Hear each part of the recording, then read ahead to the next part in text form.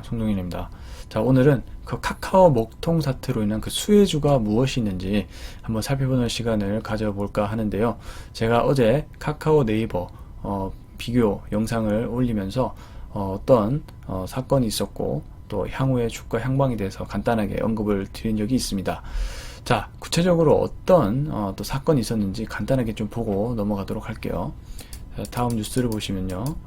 지금 카카오가 멈추게 한 데이터 센터 화재 이렇게 돼 있죠. 어제 바로 화재가 있었습니다. 근데 데이터 센터에서 이제 화재가 나면서 카카오의 모든 서비스가 마비되는 그런 현상이 나타났는데요. 얼마나 우리 삶에 깊게 침투되어 있는지 다시 한번 확인할 수 있었던 계기가 되었습니다. 그래서 이제 정부에서 나설 만큼 아주 심각한 이제 상황이었고, 앞으로도 이제 이런 부분들의 어떤 대책이라든지 어떤 대책이 또 수렴될 것인지를 또 보는 것도 큰 관심거리인 것 같습니다. 그리고 우리가 자주 이용하던 카카오티 역시도 서비스가 마비가 되면서 그 택시 기사님이든 우리 고객이든 모두 다 큰 불편을 겪었고, 또 재밌는 그런 기사도 있더라고요. 특히 이제 이 킥보드라고 하죠. 공유형 킥보드가 지금 계속 결제가 되지 않아서 50만 원이 나왔다든지 또 이러한 이슈도 있었던 만큼 정말 이 카카오의 영향력이 얼마나 큰지 다시 한번 느낄 수 있었던 그런 사건이 아니었나 생각해 봅니다. 자, 이 사태를 보면서 그리고 어떠한 또 그러니까 대책이 마련이 되면서 그 수혜주가 나오기 마련이거든요. 근데 이제 중요한 부분이 바로 이 데이터 센터에서 화재가 났기 때문에 이 데이터 센터를 복구를 한다든지, 그리고 이 데이터 관련된 업무를 하는 이런 회사들이 상대적으로 주목을 받을 수밖에 없을 것 같아서 데이터 센터 관련된 종목들을 한번 살펴보시는 것도 중요할 것 같습니다. 자, 데이터 센터 관련된 종목들을 굉장히 많지만 우선은 대기업과 그리고 시가총액이 다소 있는 거, 그리고 이제 좀 기술력이 뛰어난 중소형주로 좀 압축을 해봤습니다. 제 나름대로 정리를 해서. 자, 첫 번째 롯데정보통신이 있고요. 주요 매출을 데이터 센터 구축에서 발생하는 회사이고, 그 다음에 이제 회계 처리로 유명한, 회계 시스템으로 유명한 더존 비주얼이 있죠. 데이터 백업 서비스를 제공하는 그런 기업입니다. 그리고 이제 많은 분들이 이 기업은 잘 모르실 텐데 굉장히 근데 탄탄한 기업입니다. KINX라는 기업이고요. IDC 사업을 하는 회사입니다. 다양한 회사의 어떤 인터넷 서비스 관련돼서 주문을 받아서 그 다양한 요구 조건을 다 수용할 수 있는 그런 기술을 갖고 있다 하더라고요. 이제 그러면서 다른 회사와는 좀 차별적인 그런 기술력을 갖고 있기 때문에 실적이 굉장히 좋은 안정적인 흐름으로 전개되고 있는 상황입니다. 그 KINX를 잘 살펴보시는 것이 중요할 것 같고요. 그 다음에 다오기술이라는 유명한 기업이 있죠. 지금 현재 데이터 센터를 구축하고 있다라고 합니다. 그 다음에 중소형주로 넘어가서 파이오링크라는 기업을 좀 볼게요. 클라우드 데이터 센터 최저가 솔루션 개발을 하는 그런 기업이고요. 그 다음에 데이터 솔루션이라는 기업도 보겠습니다. 데이터 관련 토탈 서비스를 제공하는 이제 그런 기업입니다. 그리고 율호라는 기업이 있는데요.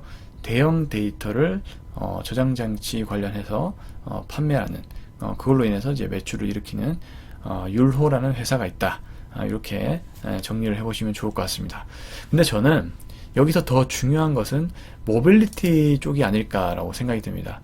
왜냐하면 사실 이제 데이터 센터는 뭔가 좀 재료가 하루 이틀 정도 밖에 이제 안 느껴진다면, 근데 이 모빌리티 쪽은 뭔가 점유율을 뺏길 수도 있는 그런 부분이기 때문에 좀 더 주의 깊게 보셔야 되는 분야 같고요. 일단 첫 번째로는 소카를 좀 보도록 할게요. 소카는 카쉐어링 업체고 전국 규모의 카쉐어링 사업을 하는 회사죠. 얼마 전에 상장이 됐고, 그리고 이제 소카가 상대적으로 부각을 받는 게, 만약에 카카오티 서비스를 이용할 수 없다면 그와 유사한 서비스를 이용하는 회사를 이용할 수밖에 없는데, 딱 생각나는 게 이제 소카가 있죠. 예. 소카가, 그래서 저는 상대적으로 이런 카쉐어링 공유 기술로 넘어가게 된다면은 카카오티와 대적할 만한 그런 회사를 또 만들 수 있지 않을까. 물론 타다라는 회사가 있었습니다. 타다라는 회사를 근데 이제 매각을 했죠. 근데 이제 소카가 또 어떤 규제라든지 이런 것들이 풀리면 타다와 유사한 그런 서비스를 또 만들어낼 수도 있는 가능성이 있기 때문에 한번 장기적으로 좀 보는 것도 중요할 것 같고요. 제가 방금 말씀드린 대로 한국전자인증이라는 기업이 있는데요. 자, 이 기업은 토스뱅크의 지분을 4% 보유를 하고 있습니다. 이 말이 무슨 말이냐? 현재 토스는 상장이 안 된 상황이죠. 근데 토스가 소카의 자회사였던 타다를 인수를 했습니다. 네. 그러니까 이제 즉 토스 관련된 카쉐어링 기업은 이제 타다고 그러니까 카쉐어링 관련된 기업이 이제 토스인데 이 토스를 지분을 보유한 기업들이 또 수혜를 볼 수 있다라는 것이죠. 그래서 대표적인 기업들이 뭐 한국전자인증이 있고 그다음 이월드라는 기업도 있습니다. 근데 저는 이제 한국전자인증이 좀 더 이제 관계가 좀 더 깊을 거라고 생각을 들어서 한국전자인증을 한번 수혜주로 한번 내세워 봤습니다. 과거에도 토스 소식이 들리면 한국전자인증이 주가 급등하는 모습을 보이기도 했기 때문에 내일 어떤 모습을 보일지 한번 잘 살펴보는 것도 중요할 것 같습니다. 자, 이렇게 데이터 센터와 모빌리티 분야로 수혜주를 한번 나눠봤고요. 그 다음에 이제 차트 흐름도 한번 보도록 하겠습니다. 그러니까 이 많은 종목들 중에서 제가 괜찮다라고 생각하는 세 종목만 한번 꼽아봤는데요. 자, KINX는 현재 IDC 사업을 하고 있다라고 했잖아요. 근데 이제 주요 리포트 내용을 제가 발췌를 해왔는데요.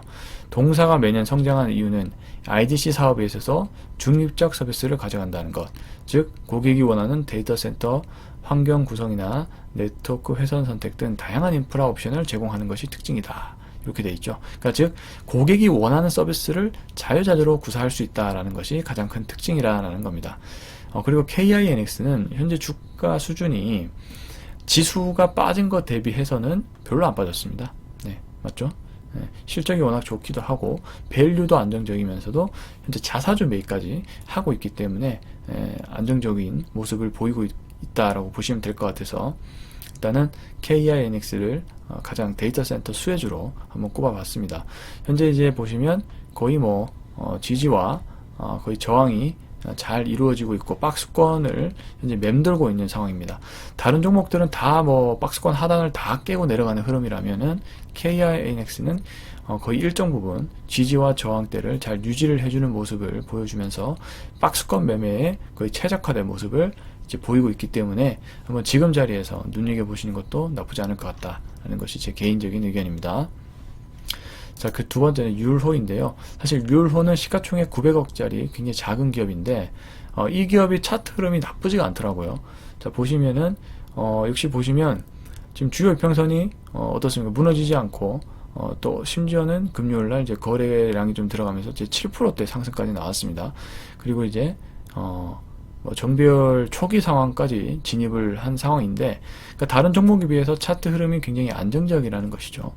그래서 한번 유로를 꼽아봤고요. 사실 유로는 제가 기억이 나는 게 코로나19 사태에서도 이 종목은 그렇게 깨지지 않더라고요. 예, 그래서 그 이후에 단기적으로 이제 반등을 좀 세게 올라왔던 그런 기억이 나는데, 근데 이 기업이 왜 현재 이런 모습을 보이고 있나 한번 봤더니 이 미국 바이오 기업 키네타가 나스닥 우회 상장 절차를 밟고 있다라는 소식이 들렸습니다. 즉 유로가 이 기업에 투자를 했다라는 것이죠. 그러니까 즉 현재 유로의 차트 흐름이 개선되는 것은 바이오 쪽과 연관이 되면서 올라오고 있는 흐름이다라고 보시면 될 것 같은데요.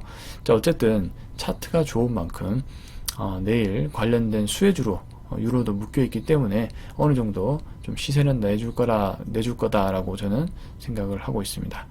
초기에 너무 많은 시세가 급등을 하게 되면 당연히 따라 붙는 것은 어렵다라고 보시면 될 것 같습니다. 위에 여기 저항대가 많기 때문에 이 부분에서 차익 실현 흐름이 나와줄 수도 있다는 점을 좀 참고하시면 좋을 것 같습니다. 자, 세 번째 종목은 이제 소카인데요. 자, 소카는 신규 상장주죠. 근데 이제 상장과 동시에 주가 흐름이 굉장히 안 좋았습니다. 엄청나게 많이 빠졌죠. 쭉 빠지다가 근데 최근 들어서 좀 돌리는 흐름이 나타나주고 있어요. 너무 많이 빠졌다는 인식 때문일까요? 자, 어쨌든 소카는 지금 다시 21선을 타고 있는 흐름이 나타나고 있습니다. 즉 정배열 초기 구간대의 흐름이 나타나고 있는 상황이기 때문에 소카가 오히려 현재 흐름에선 가장 좋아 보이는 그런 차트 흐름이다라고 보면 좋을 것 같고, 시총도 6천억대 정도이기 때문에 뭐 시세 급등 정도는 많이 없고, 신규로 따라붙어도 어느 정도 매매를 할 수 있는 그런 종목으로 저는 예상이 되고 있기 때문에, 그리고 좀 더 제가 모빌리 쪽은 점유율이 바뀔 수도 있다라고 말씀을 드렸습니다. 자, 그렇기 때문에 소카가 현재 시점부터 어떻게 또 올라와 줄지 저는 조금 상승 기조를 이어나갈 거라고 보여지는데, 어쨌든 저는 소카를 좀 가장 매매하기 좋은 그런 종목으로 보여진다라고 생각이 듭니다. 자, 이렇게 좀 많은 종목이 있었지만 저는 괜찮아 보이는 세 종목만 일단은 차트와 함께 좀 말씀을 드려봤는데요. 한번 내일 어떤 흐름으로 갈지 한번 참고만 잘 해보셨으면 좋겠습니다. 자, 저는 또 다음에 또 유익한 내용으로 찾아뵙도록 하겠습니다. 구독과 좋아요 한 번씩 눌러주시면 감사하겠습니다. 네, 감사합니다.